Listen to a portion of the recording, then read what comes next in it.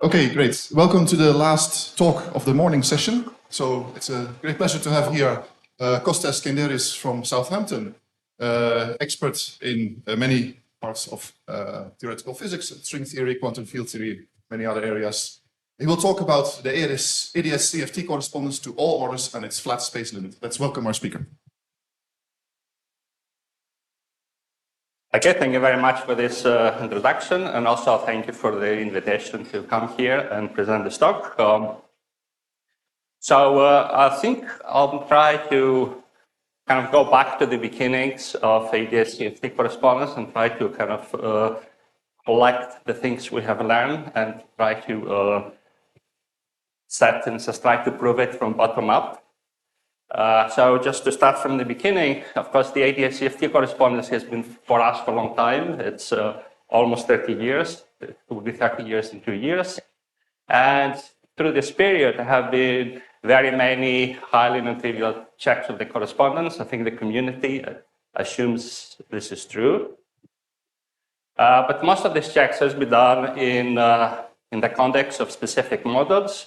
And I think it's now time, after all of these years, to take stock of what we have learned and kind of try to provide some unified structural evidence for the duality without assuming it. So this talk I will be entirely from the bulk perspective and try to argue that the bulk is actually a CFT without making any assumptions. I'll try to make as few assumptions as possible. So that would be about 2/3 of the talk. And then the second talk, I'll try to go back in a sense to where the idea of holography started from. So the idea of holography started on arguments based on the entropy of black holes, and this suggested that any theory of quantum gravity, that any theory that has black holes should be holographic, and the AdS CFT correspondence is an example. But of course, this argument does not depend on the specific boundary conditions, so it should hold for any asymptotics. In particular, it should hold for asymptotically flat gravity. So this in particular implies that if you have observables in asymptotically flat gravity, they should have a description in terms of some quantum system in one dimension less. So for asymptotically flat gravity, the observables are scattering amplitudes. So this means there should be a way to compute them by doing something in some quantum theory. I don't call it quantum field theory, maybe for reasons that will be clear towards the end of the talk. So what I will argue today is that you can obtain these scattering amplitudes for D+1 dimensional Minkowski space, starting from CFT correlation functions in one dimension less and taking a specific limit, which corresponds to the flat space limit of AdS. Okay, but I think perhaps the bigger picture is what I denote here. So we have kind of the CFT in the middle, and we have known kind of this connection for a long time now. It's almost 30 years, kind of connection between CFT and quantum gravity. But as we'll argue today, there is also this line where CFT connects to flat space scattering amplitudes. And if I have another talk, I would have also talked, I think another part of my work is trying to connect the CFT to kind of an early universe cosmology. So perhaps there is some new kind of unifying picture where instead of viewing it from the bulk, or you have some gravitational theory coupled to matter, you view everything from the CFT perspective, and that provides kind of a bigger picture. I think for me that's the bigger kind of the bigger landscape. Okay, so this talk is kind of based on a number of papers. The first part will be based on work I've done with Max Bagnatos. Ernesto Bianchi is my PhD student, and Ivan is Max's PhD student. So we wrote 2 papers. I have another paper which should appear this summer. So this is about the first 2/3, and the last part about the flat space limit will be based on this paper over here. Okay, so the outline is the following. So first start by defining the words I'm using. So I'll give a brief introduction to CFT. I'm sure everyone here knows what I'm going to describe, but I want to put the words out so that the assumptions are clear. And then the second part, I will argue that AdS gravity is a CFT, or a CFT instance is defined in the first part. And then after that, we'll discuss the flat space limit, and then we will conclude. I also want this to be interactive, so if you have any questions, feel free to stop me. If I don't go to the very end, I think it's more important we have a discussion than a monologue. Okay, so let's start from the CFT. And again, precisely because this conference involves mathematicians, I want to define what I mean with, I will start with conformal transformations. And I will be using this as the physicist language. So conformal transformations are combinations of diffeomorphisms and Y transformations such that they leave the metric invariant up to a conformal factor. But this conformal factor depends on which metric we're considering. So if we're considering a flat metric, that would be the usual conformal group with Poincaré plus dilatations and spatial conformal transformations. And now CFT has a distinguished class of operators. These are objects that transform canonically under this transformation. So this object here has an index, which is about its tensorial properties, whether it's a vector, a scalar, a spinor, kind of antisymmetric tensor, and so on. And also has a label, which is its conformal dimension with respect to these transformations. So primary operators transform in this way. So we have the conformal factor raised to this power. And we have some rotational matrices that depend on the omega. And they also depend on what is the spin of the operator. So for simplicity, for most of the talk, I will discuss scalars, in which case this is just the identity. Okay, so now with these definitions, the CFT for me would be a collection of local and also non-local operators, although in this talk I will kind of stay within the local ones, but many of the things I will discuss generalize also to non-local operators. So when I say local, I mean operators that really depend on a specific space-time point. So an example of a non-local operator would be, let's say, Wilson loop, things that depend kind of on the loop, or more generally, a defect on a CFT. So I have a collection of these objects, and we also have all the correlation functions. And for this to be a CFT, this means that this object here have to have this transformation property. And so if we're at separated points, then you should transform the way indicated over here.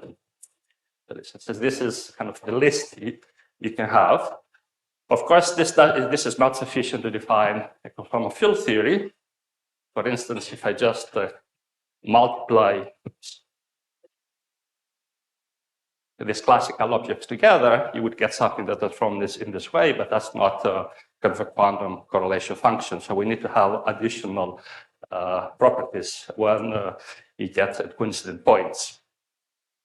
So this leads me to the notion of a local conformal field theory.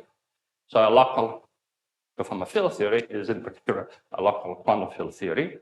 And local quantum field theories have the property that when you look at the divergences at coincident points, these are local themselves.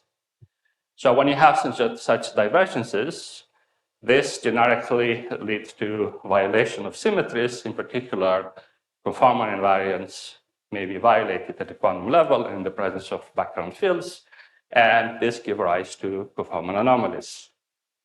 Now, the coefficients of the conformal anomalies are particularly important because they're distinguished CFT data. For instance, in the context of G class, the kind of A coefficient of the conformal anomaly forms a kind of a C function. Now, on top of this, conformal field theories usually also have a property that they have an operator product expansion. So if you're considering not exactly coincident points, but if you take the points close to each other, but not exactly coincident, then when you multiply two operators, then you get a third operator with a specific coefficient. So they have a specific singularity structure close to constant points. And this property, the OP, is convergent, which means you can put it inside correlation functions. And this means that if you have an operator product expansion, then the CFT data amounts to these dimensions of the operators and this OP coefficients. And if you have this, then you can reduce kind of all operators to down to 2-point functions. And then the consistency of the OPs will provide non-perturbative constraints on the theory. So I'm going to come back to this at the very end. So for most of the talk, I'm not going to assume the existence of the OPE, but I will try to kind of recover the rest of the data. Okay. So that's my summary of a CFT. Any questions on this summary? Okay, so now next we're going to argue that AdS gravity is a conformal field theory.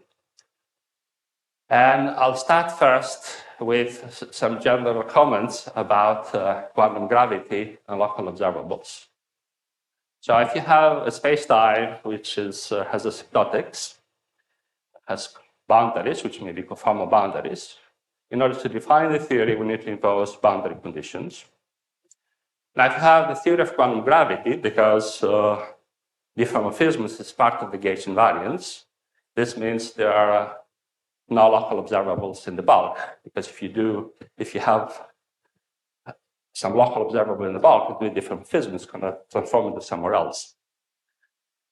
On the other hand, if you do have asymptotics, then you can define local observables at the conformal boundary by specifying the behavior of the bulk fields at the conformal boundary. So then schematically, you can define this object.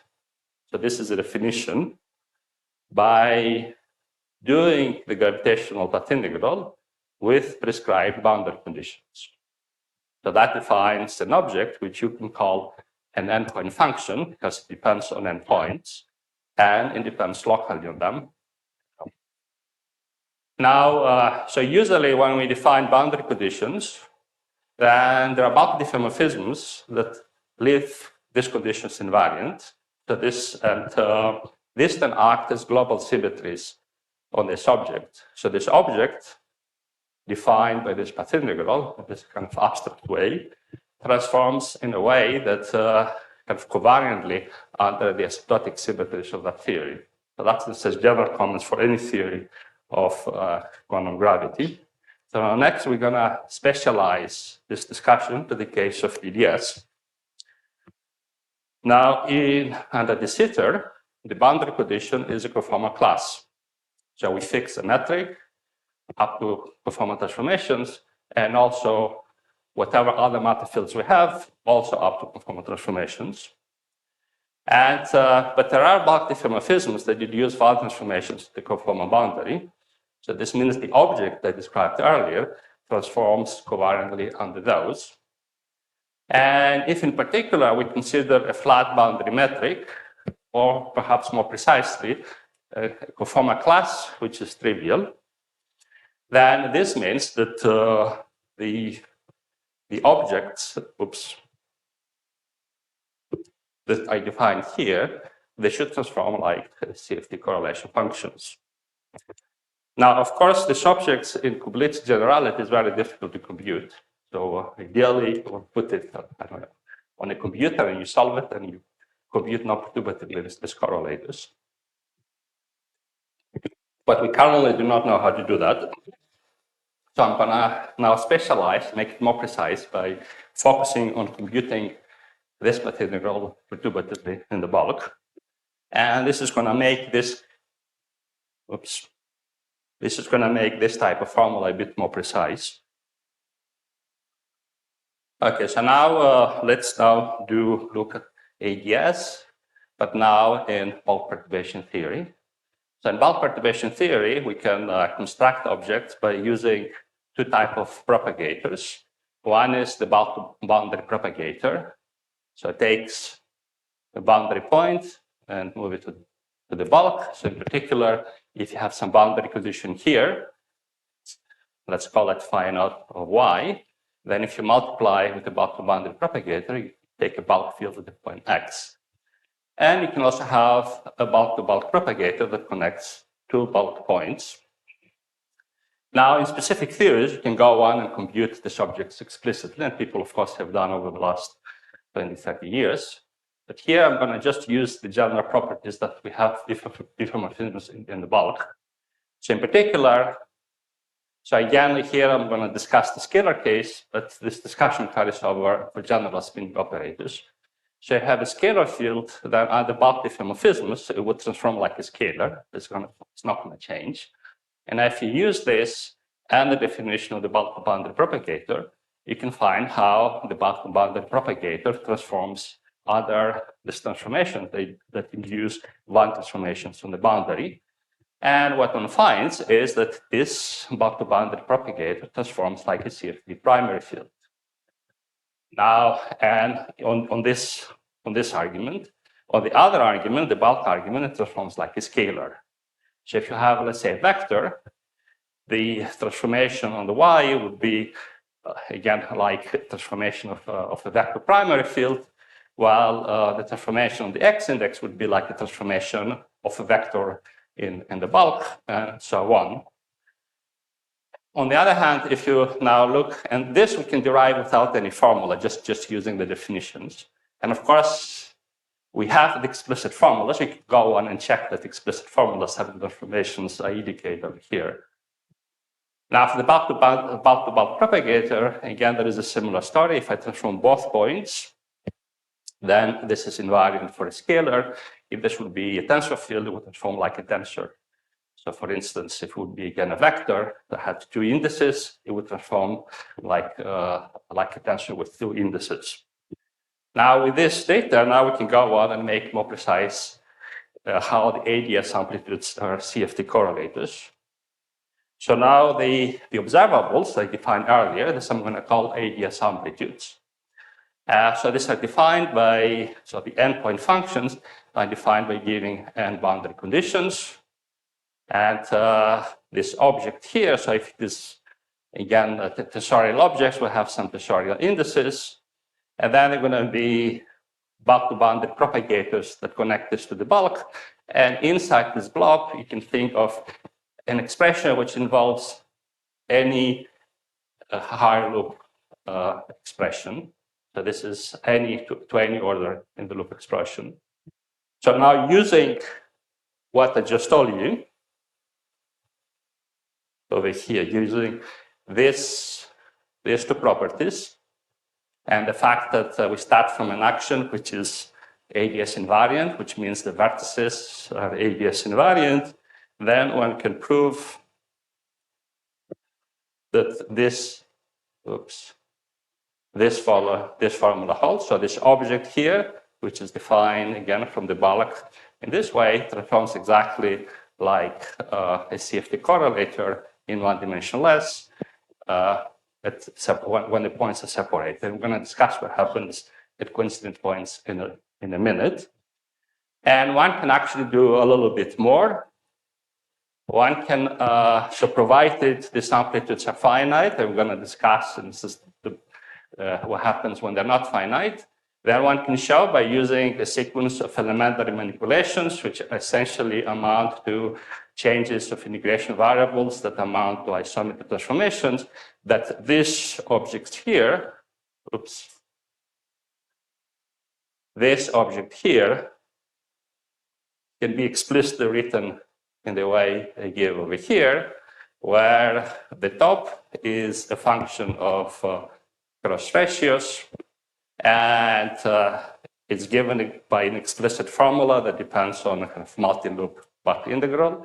So this is the part which is theory specific, but this now completely solves the CFT kinematics. So this is really explicitly, you can see that the bulk AdS amplitude is the CFT correlator to all orders. Now here I said that I assume here that AdS amplitudes are finite, and finiteness is guaranteed if we're at 3 level in the bulk and if we're at separated points. So now what we're going to discuss next is what happens when we have coincident points or we go to loop orders.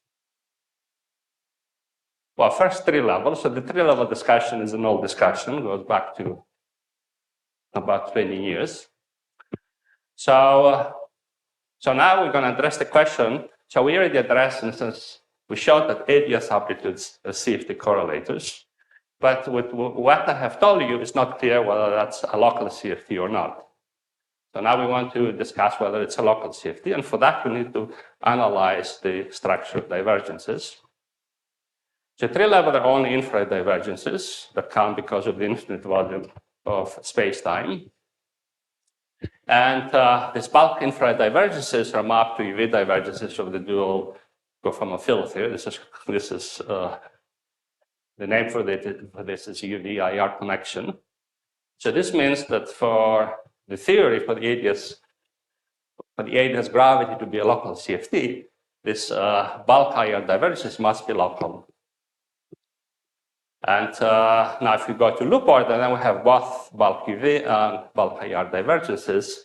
So first I'm going to address the tree level, which is again an old discussion, and then go on to discuss what happens at loop order, which is kind of the Morrison work. Okay, so tree level, again to fix notations, I'm going to use an AdS metric in this coordinate system where the conformal boundary is at z equal to 0. So now to regulate the infrared, we cut off the radial direction with some z. Well, there should have been an epsilon there, z greater or equal to some epsilon. And now with this cutoff, you can compute in complete generality the divergences for AdS gravity coupled to general matter. And the answer is that they're always local. So this is not a trivial result in the sense that if you change, for instance, if you make the cosmological constant to be 0, then this is not going to hold. And you can normalize this with local covariant counterterms. And in particular, once you do this, you find that there are conformal field theory anomalies, and there are the anomalies of standard quantum field theory in the dimensions. So this means AdS gravity is a local CFT at tree level. Yeah, that's an old result, goes back 20 years ago to kind of these papers. Okay, so now we need to do loops. And to do loops, we need to have a nice regulator. Yes. Yes.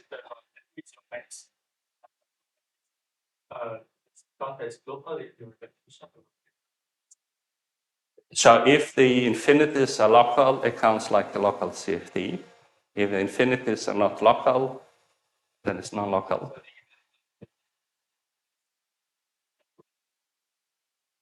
Yeah, this is, well, in that case, first of all, I don't know whether the, well, one has to do computation to see whether the ensemble average would change the nature of divergences, which I haven't done. Yes.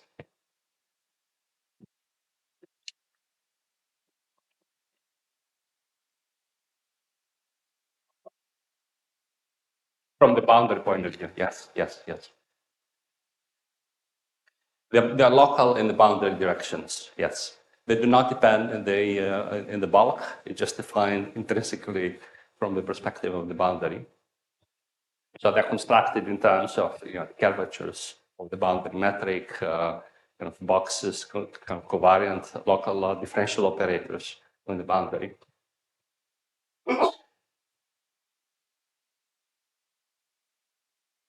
It does not depend on the radial direction. But the log, so the log term depends on the cutoff, not on the radial direction. So the counter term action would be an integral over the boundary directions, and they can be constants, depend on the curvature. They can depend if you have scalar fields. It can depend on the scalar field, and then They can also be logarithmic ones, when again the coefficient is local. But the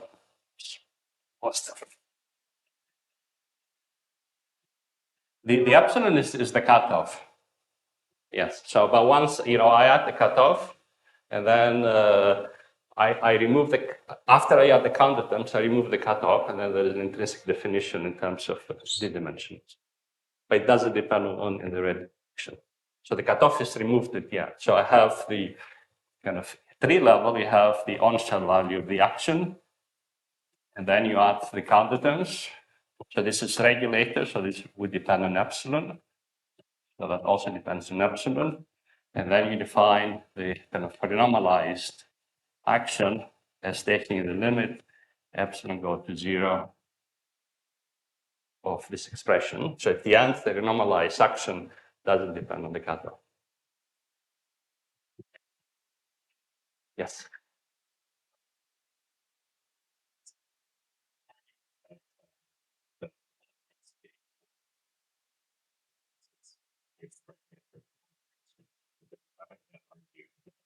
The result that you get. Yeah, so OPs, I'm gonna come back to OPs at the very end. So I'm not gonna argue in this talk about OPs. This is gonna be part of the conclusions, but I'm gonna argue that the singularity structure in terms of exactly consistent points are that of a local CFT. And that including loop corrections. Again, a tree level is the old result. And it happens in a slightly more trivial way, in a way that we'll discuss now. So to discuss bulk loops, we need to regulate. And of course, it has to be a consistent regulator. And there are many different consistent regulators, but some regulators are better than others. So the regulators that preserve the maximum number of possible symmetries are the best regulators. And here I'm going to introduce a regulator that preserves AdS symmetry. So we call this, it generalizes all the ideas about point splitting. So it suffices for regulating all bulk integrals to just regulate the bulk-to-bulk propagator. And the way to do this is you can take one of the 2 points, let's say the second point, and you displace this along a geodesic such that when you have, for some affine distance tau, such that this object now doesn't have any constant points. Now, out of all possible geodesics, there is one parameter family that has the special property that this regulated propagator is itself AdS invariant. So it's not automatic that this is going to be AdS invariant. It's a computation you have to do. And when you do this, then the way it works is, the AdS propagator depends on, before you regulate it, depends on, there is a single bi-invariant, which is called chordal distance. So given in 2 points, you can form this chordal distance, which is AdS invariant. So if I transform both points, psi remains the same. And then this regulator has a property that now if I compute the chordal distance for the regulated points, then it's back proportional to the same psi that we had here, divided by this hyperbolic cosh of the affine parameter. And then the regulated propagator is just obtained by just changing psi to this regulated expression. And this kind of, this prescription was already used a number of years ago, but now, and since we have a different derivation, and this is an AdS invariant because, again, if I transform both points, then it goes back to itself. Now, I want to add a little bit more intuition behind that regulator.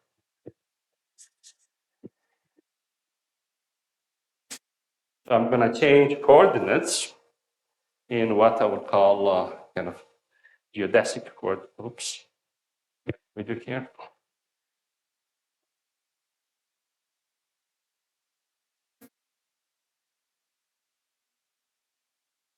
maybe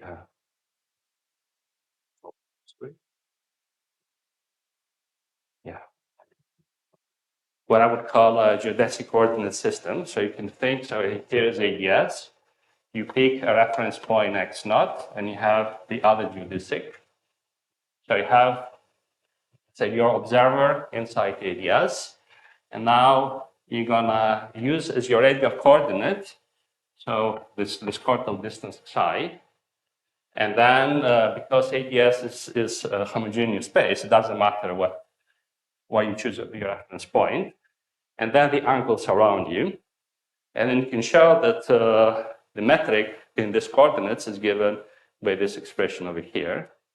For now, the UV cutoff is just restricting xi, this new radial coordinate, to be, so if I wouldn't have a regulator, xi would go between 0 and 1. 0 would be the boundary, and 1 would be the coincident point. And now this cutoffs the UV. And now we can unify the two regulators. I discussed the IR and the UV by changing yet another, going to get different coordinates, these Pfeffer-Graham coordinates, making this change of variables. And now the metric becomes this one.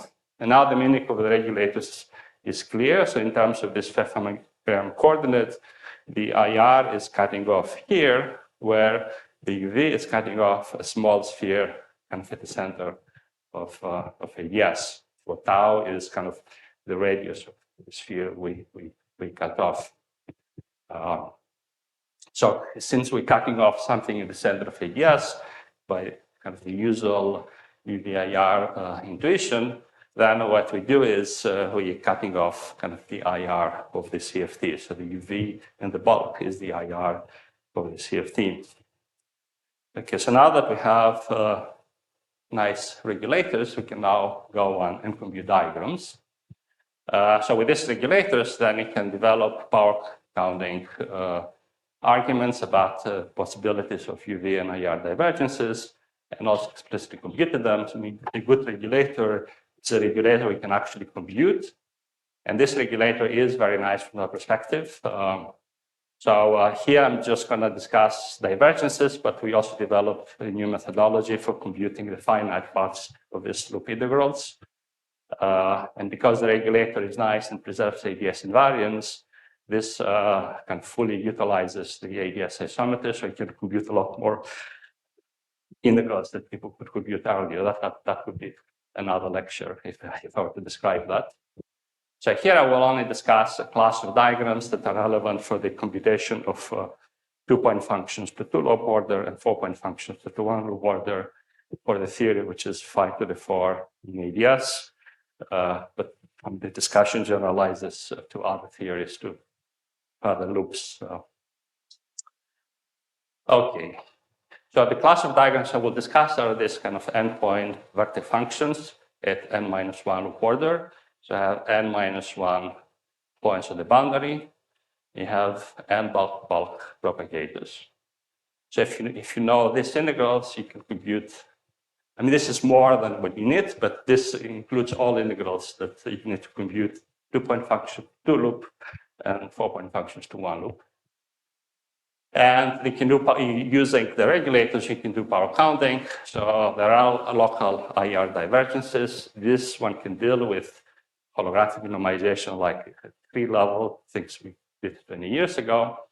But there is one potentially no local IR divergence when n is equal to 0, so no bulk-to-bulk propagators. And we have 2 points here, n equal to 2, or n equals to 1 bulk-to-bulk propagator and 1 point. Actually, these two are related. I'm going to discuss mostly this. And these diagrams have UV divergences provided this inequality holds. D is the boundary dimension, and again, n is the number of bulk-to-bulk propagators. Okay, so if you have a local divergence, of course, that will not be a local CFT. So we need to understand the meaning of that. And to understand the meaning of that, I'm going to discuss a property we all know. So in large N CFTs, we know that conformal dimensions, or perturbatively, if you do a perturbative computation in the CFT, there are anomalous dimensions if you go loop by loop.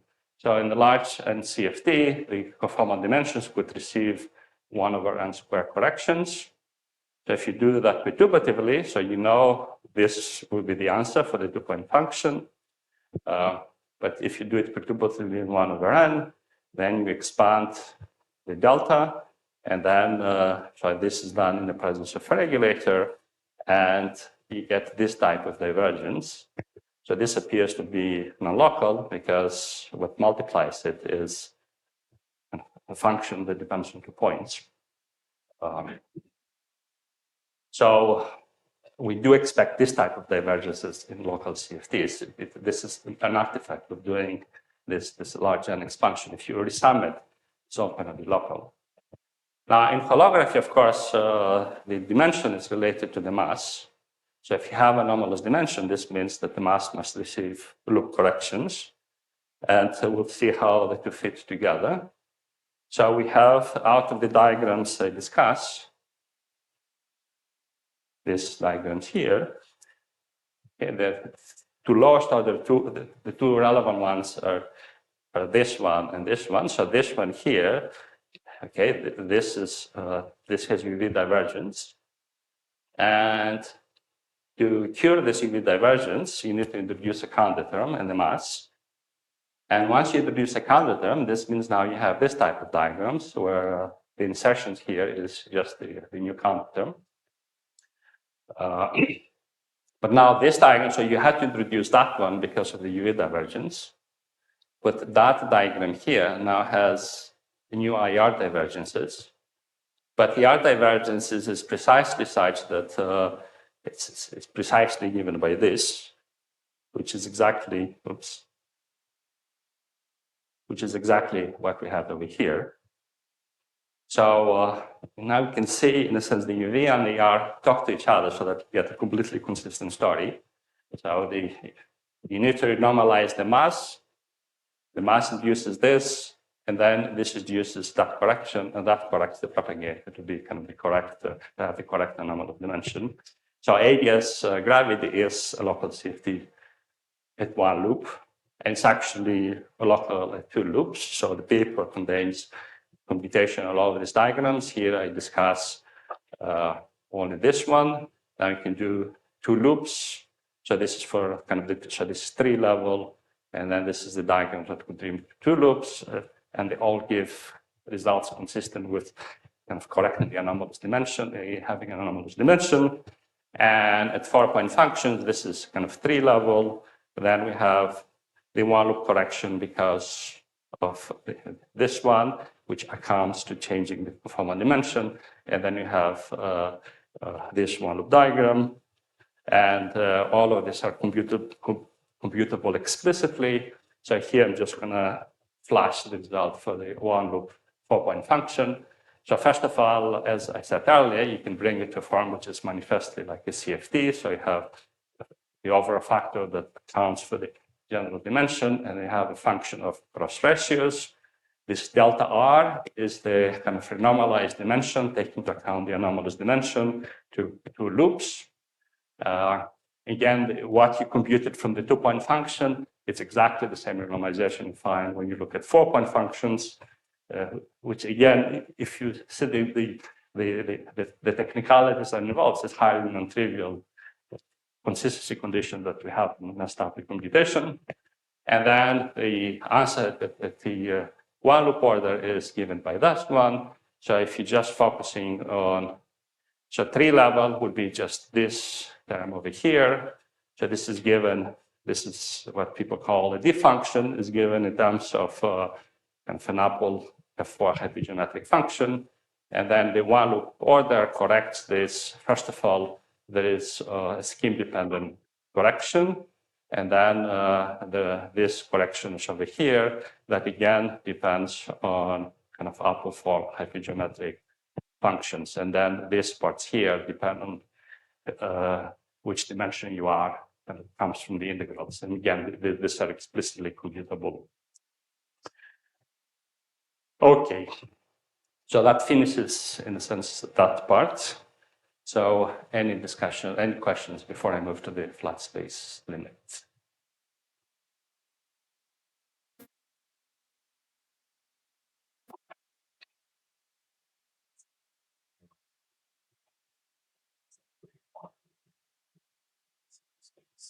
No. It's not specific because, of course, if I do perturbative quantum gravity, then if I have, let's say I have a metric, I want to fluctuate the metric, I will do it perturbatively around AdS, and then I will use, in a sense, background AdS to do the regulator. So in perturbation theory is okay, including gravitons. Not perturbatively, of course, not perturbatively. I cannot use that. We actually spent quite a lot of time trying to upgrade that to the non-perturbative regulator. We don't have results I can report, but perturbatively is fine. So, yes.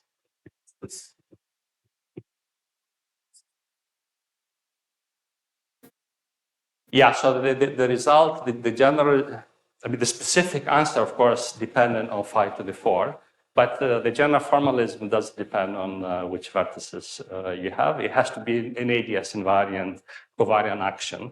So if you start on a phi cubed or you put fermions or gauge fields, actually, I'm also finishing a paper including the gauge fields that have additional issues.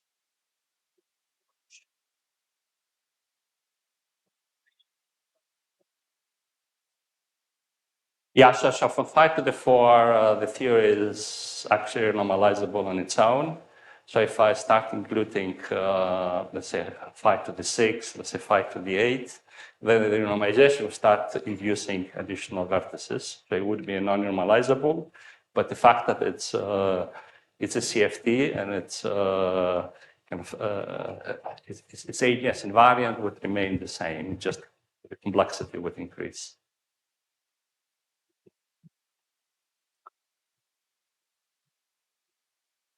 This is empty AdS, yes.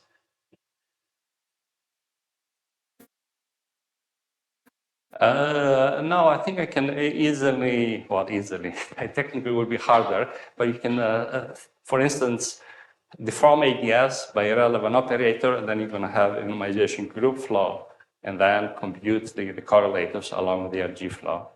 So it's at 3 level, I've done this computations 20 years ago, and I think one could extend these methods to do it along a general RG flow as well.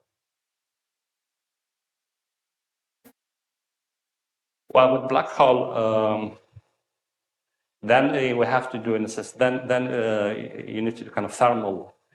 You have to map it.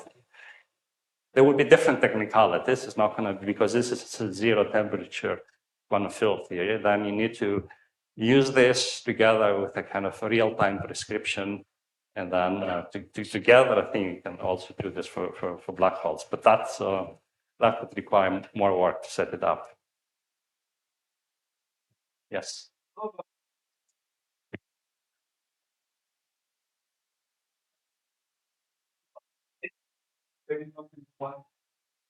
Yes, yeah. So that's, of course, the 1-point function in the CFT would be 0. You can definitely calculate this. Yeah, it's all, you can just use the usual Feynman kind of Wheaton diagrams with energy momentum insertion. All of them are doable. Yes.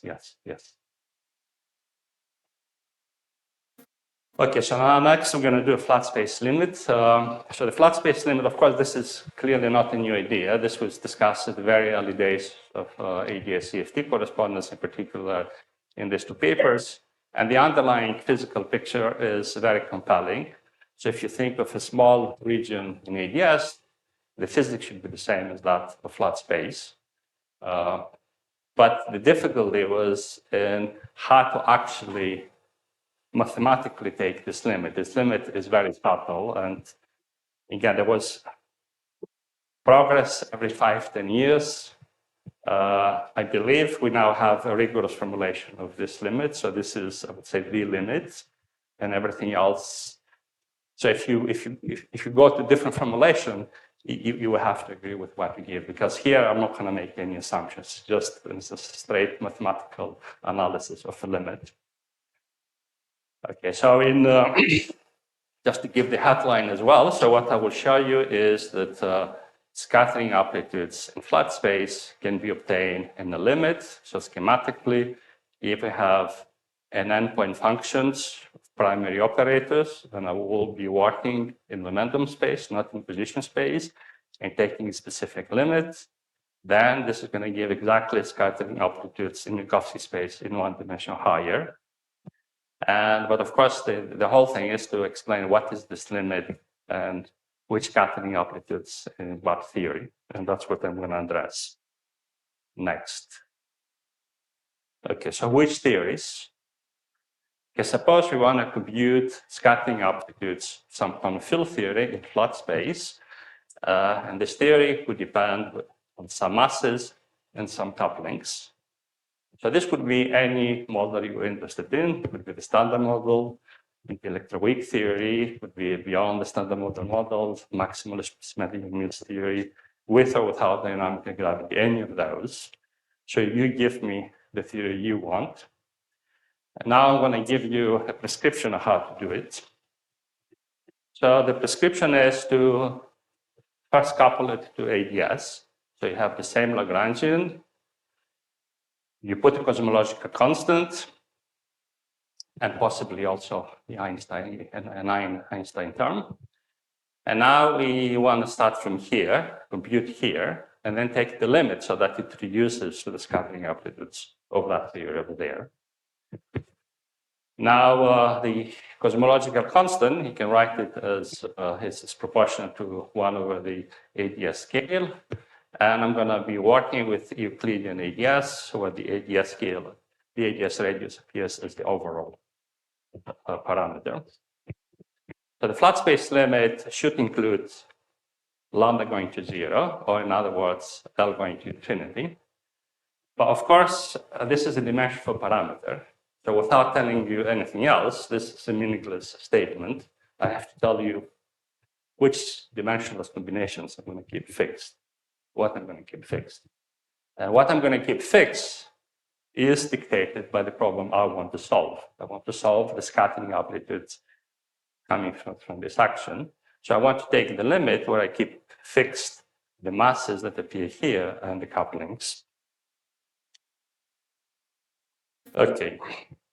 Now, before we understand in more detail what this means, let's first understand how this flat space limit relates to flat space. So I will write the AdS radius in the way I give over here. So if you insert this in here and take L go to, well, this should be infinity, L going to infinity, then this metric over here becomes, well, a flat metric up 1 over L corrections. And apart with rotation, this was going to become Minkowski. Notice that the time variable came from the radial variable, didn't come from the time. You could have had started, let's say, from Minkowski kind of Lorentzian AdS, would have a time, but the way I set up the limit, it really comes from the radial coordinates. If I would have started from, let's say, the sitter, I would have landed exactly in the Minkowski metric. It should be infinity. That's a typo. That's a typo. Now one can check that the AdS isometries become the flat space isometries in this limit. So in particular, of course, as we know, AdS isometries are the conformal group. Flat space has boost and time translations. This originate from dilatations and spatial conformal transformation, again in a non-trivial fashion. Okay, so now let's discuss the limit using what we know from AdS CFT. So the CFT in AdS CFT lives in the space with where L square appears because it's just the boundary of AdS. Oops. So from here, the boundary of AdS, the metric is given by that factor times that one. So this means that since we want to take L go to infinity, So this is long distances. So we need to focus in the deep infrared of the CFT, or correspondingly in the bulk, this is the deep interior of AdS. And again, as we know, the dimensions of the CFT are related to the bulk mass, to the bulk masses via formula of this type. So as we go L going to infinity, if the deltas do not scale, then M has to go to 0. So the low-lying spectrum of the CFT is mapped to the massless spectrum of the theory. But if you want to have massive particles in the bulk, you really need to scale the deltas as well as you go L to infinity. So you need to keep this ratio fixed. And in addition, we want we want these couplings to be fixed. These couplings are related to the OP coefficients. So when we take the limit L going to infinity, we need to keep the OP coefficients fixed. So let's summarize. So to do the flat space limit from the CFT perspective, we need to focus on the deep infrared. If we want to capture massive fields, we need to scale the dimensions in this fashion. We need to keep the OP coefficients fixed, and we need to do one more thing, which is not obvious from what I said now. It will be obvious in a few slides. We also need to normalize the operators by these z factors, and these z factors need to go to infinity if the deltas are of order 1, and go to 0 if the deltas scale to infinity, in a way which correlates with all the other ones. So it's not just going to infinity in a very specific kind of limit. Okay, so now I discuss what is the limit. So now I will tell you how to recover the scattering amplitudes. And to do this, I need to tell you a little bit about, remind you the kinematics. So scattering amplitudes depend on shell momentum and polarization vectors. And they're given by this form. So we have a delta preserving kind of energy momentum function. And we have some amplitude that depends on the on-shell momentum and polarization vectors. And big part of the difficulty with a flat space limit is precisely this delta function. So you have to take the limit in an object which becomes distributional in the limit. And if you don't have the right variables, it may be very difficult to kind of, you get either 0 or infinity. So it's very important to have the right variables to actually see how to take this rigorously. So let's first discuss the kinematics of this holographic map. So we need a map from d-dimensional variables which are appropriate for a CFT to d+1 dimensional variables which are the d+1 momenta and the polarization vectors. So here I'm going to work in a CFT in momentum space, not in the kind of more usual position space. In momentum space, we insert the operators for specific momentum. Because it's a CFT in flat space, there is a momentum preserving delta function, and we have a reduced amplitude. And now the map from this off-shell d momenta to on-shell d+1 momenta is more or less kind of the obvious guess. So the momenta of the CFT become the spatial momenta in Minkowski, and then the energy variable is just the on-shell condition. And the plus minus depends on whether the particles are incoming or outgoing. Okay, so now with the final limit, we have also the kinematics. So now the claim is if I take the limit I just described, I should get scattering amplitudes. Now, precisely because I use the CFT in momentum space, part of the delta function is manifest. So then if I, this definition, this is manifest, so I'm just going to focus on that object. So if I take the limit of the reduced amplitude, I should produce an energy preserving delta function times scattering amplitude. So, and before I discuss the general case, I will discuss a simpler case where you can do everything completely explicitly, and it's also physically interesting, the so-called electromagnetic form factors. So first, what are electromagnetic form factors? The electromagnetic form factors are the expectation values of the electromagnetic current in specific single particle states, which are carry some momentum p and have some spin s. So these are, and the computation of these objects is still an active field of research. For instance, part of the issues with the G-2 factors in comparing between experiment and theory comes because we do not know non-perturbatively well enough the form factors of the standard model. So these form factors played an important role also historically. So back in the 50s, when people were producing resonances, they wanted to understand the structure. And one way to understand the structure is to understand how that couples to the electromagnetic moment. So you have a state here. So this is, again, the Penrose diagram of Minkowski. So you prepare a massive state, and this could emit a photon, and then it goes to the future. So by looking at the radiation you observe over here, you can compute the couplings of the photon to the state. So if you have a spin S state that has 2s plus 1 electromagnetic form factors, yes. And so in this, the example I would use is just kind of a massive spin 1 state. So I have three. So the massive spin 1 state has three form factors, which is the charge, the magnetic dipole, and the electric quadrupole moment. So now I'm going to demonstrate how to compute those by just using a CFT by the rules of AdS CFT. So we have the current in the bulk. This corresponds to a conserved current in the boundary. And we have two massive vectors that corresponds to non-conserved primaries. So this means that if I take this limit of this CFT correlator, then we should obtain the corresponding flat space scanning amplitudes.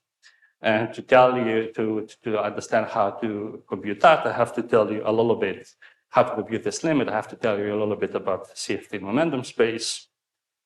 So that's a subject I worked on quite a lot over the last decade. So if you write it in momentum space, then this can be decomposes into some tensorial structures that carry the indices and some scalar form factors. And then depending on the object, we have different number of tensorial objects, which are constructed in terms of momenta and the metric. So for this specific case, there's 6 such tensors. And then conformal invariance imposes constraint of this scalar form factors and actually uniquely determines them up to a number of constants. So in this case, this correlator here is uniquely determined in terms of 3 constants. So, so these form factors are all determined in terms of integrals of this type. We call this triple K integrals. So the integrals that involve 3 modified Bessel functions, where the order of the Bessel function is determined essentially by the conformal dimension. So what we need is we need to determine the infrared, the limit x going. So this is the infrared of the CFT. To take this limit while keeping the parameters we want to keep fixed, I'm going to change variables from x to tau using this change of variables and take L to infinity. That should have been infinity as well. And in that limit, this expression here becomes exactly the energy preserving delta function for all values of delta, if it was small or large. And then we have these Z factors, and these are the reasons for the Z factors I mentioned earlier. So you need to normalize the operator to absorb these factors and some other finite constants. So now with this, so now we recover exactly the energy preserving delta function. And then the rest is computation. Then the rest, you put together these 6 tensors and they all recombine such that the reduced amplitude becomes a function of d plus 1 momenta and polarization vectors that emerge from, again, these tensorial objects. And this results reproduces in complete detail results obtained over 50 years ago when people were computing this electromagnetic form factors for the W boson back in 1973. And the three constants of the CFT are precisely the three constants that you have for electromagnetic form factor, the charge, the magnetic, and the dipole moments. Okay, so I think we're almost out of time. So first I'm gonna now give you a view of the same computation from the, and then I'm gonna generalize to the general case. So from the bulk, we need to do kind of this weighted diagram. The weighted diagrams are usually done in position space, but you can also do them in momentum space. And if you do them in momentum space, this boundary propagator become precisely these Bessel functions I had in the previous expression. So this integral here is precisely kind of this integral over there. And then the L to infinity limit is precisely the flat space limit I described earlier. And now this computation now generalizes to all loop order. So you can consider any diagram. Again, it's any loops in here. So these are massless. So then when you take the flat space limit, this go to null infinity, and then the massive one start from I minus, go to I plus. And then you can check that the AdS propagators, the AdS bulk propagators become flat space propagators, the external legs become plane waves, and the vertices are preserved. So then you can see that there's a map 1-to-1. So this reproduces scattering amplitudes to all orders. Okay, so I'm out of time, so let me very briefly conclude. I think in the first part, I argue that AdS gravity is a CFT to all orders by showing that AdS amplitudes are CFT correlators. I also argue that AdS CFT is a local CFT. This has been shown in generality 3 level, explicitly checked at all loop order. I think the general proof to all orders is in the horizon. I think it is possible to, because you just need to do the power counting for more general theories. Not perturbatively, I think it's also possible, but it will be harder. You have now, one has to check the OPs. I do not discuss any OPs. So I need to show, again, with the same generality that the amplitudes I discuss are satisfy the OP constraints. If we have those, then of course now we can move to the next step to analyze, to understand which of these low energy effective actions belong to kind of landscape and which belong to the swampland by analyzing the bootstrap constraints. And the last part, I provided a rigorous formulation of the flat space limit. This leads to a new computation of scattering amplitudes in D+1 dimension by a limit of CFT correlators in the dimensions. This could have also additional, first gives new insight to all computations. Secondly, may lead to a kind of non-perturbative formulation of scattering matrices as well. And it's clearly a large amount of things to do. I think just kind of scratching the surface. So I'm just gonna leave you now with the same slide here. So here we explore this, and I think a lot more things to understand by exploring the entire diagram. Yeah, thank you.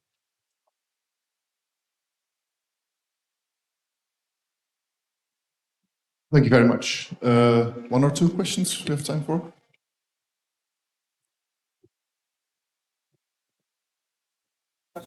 The derivative expansion, I understand in the AdS case, your one loop map to one loop amplitudes in the flat space limit. Yes, yes. But if you consider correlation functions, for example, up to 4 loops, Yeah, you have 4 better loops. data than Yeah, on the CFT side. Yes. It takes a flat space limit. No, bulk loops in AdS, map to bulk loops in Minkowski. But from the CFT perspective, of course, bulk loops correspond to 1/n² corrections.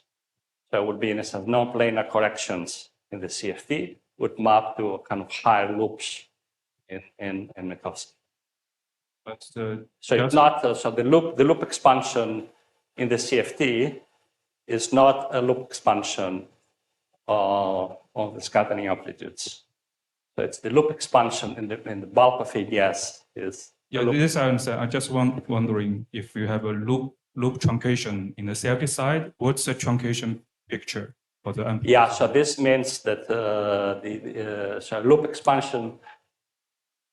And then in the CFT, so the usual CFTs we understand are large N theories. So now when you say loop, you mean loop in the Taft coupling or loop in the 1/n square? Because there will be difference. So if it is non-planar, it would map the loops to scattering amplitudes. If there are corrections which are in the Taft coupling, that would correspond to corrections in the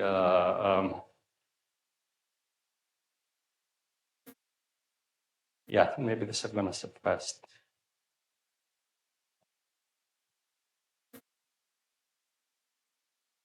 So usually, the corrections in the Taft coupling are kind of string bank corrections, alpha prime corrections in the bulk.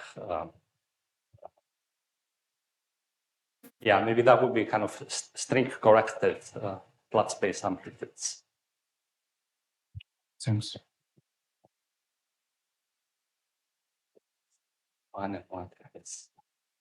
So this is a very concrete sort of approach from correlators, etc. But in the case where you have a hierarchical structure, you have a string theory, you have something deeper, how can you see that from here, or this is inaccessible? I wouldn't say it's inaccessible, but I think if I go back to this slide, okay, in a sense, string theory should emerge from the bootstrap constraints from the spectrum that you need to have. So that's one answer. Secondly, suppose we knew string theory in AdS. So when I do the loop corrections, then every time you do a subtraction, you have a scheme-dependent constant, and that you need to fix by imposing some physical condition. So that physical condition could be the spectrum of string theory in AdS would fix the scheme-dependent functions. Or if you know what is the spectrum of the dual CFT, you can also use that to fix the scheme-dependent pair. That's another way to see the input of string theory.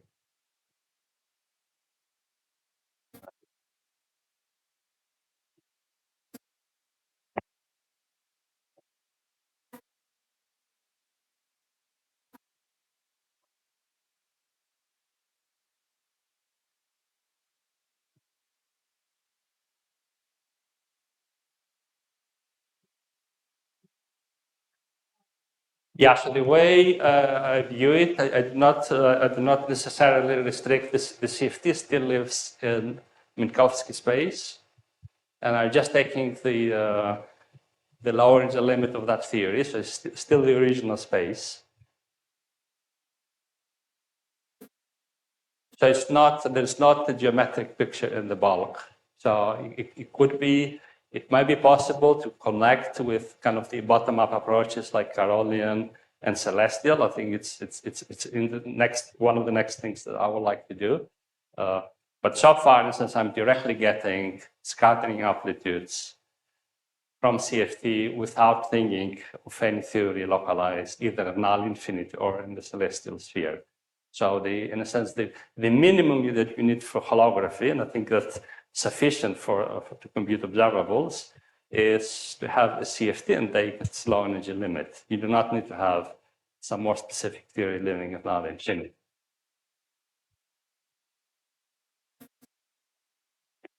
Yes, it's still about the vertices. So you said the AdS gravity is a local CFT. That means the possible non-local divergence of the CFT, which comes from the AdS bulk IR or UV divergences. They work together to make sure this is a local CFT. Yes. So for that to happen, does this depend on the vertices you're choosing? No, of course, in the specific case, I proved this in the specification of the 5 to the 4 theory. And okay, there's a more general proof that can be done, but I think the analysis is And we analyze more general diagrams than I show you here. I think it's true in general for any vertices. I see, because I'm curious, does this like local CFT puts constraint on the possible bulk interactions? Like maybe some vertices allow, some cannot allow? Is that possible? I haven't seen any restriction arising in all the things I've seen. I think that would only come from through the bootstrap. But I wouldn't say it's impossible, but I haven't seen it happening. It's just in all the cases I've seen, it says for any possible vertex, you just get the local CFT without having restrictions. Okay, there are so far no counterexamples. There are no counterexamples so far. Thank you. But I mean, that's part in the sense of that question. It's still an open question. I think it's best to officially end the meeting here. Maybe there can still be an informal discussion afterwards. But let's thank Kostas Skenderis one more time.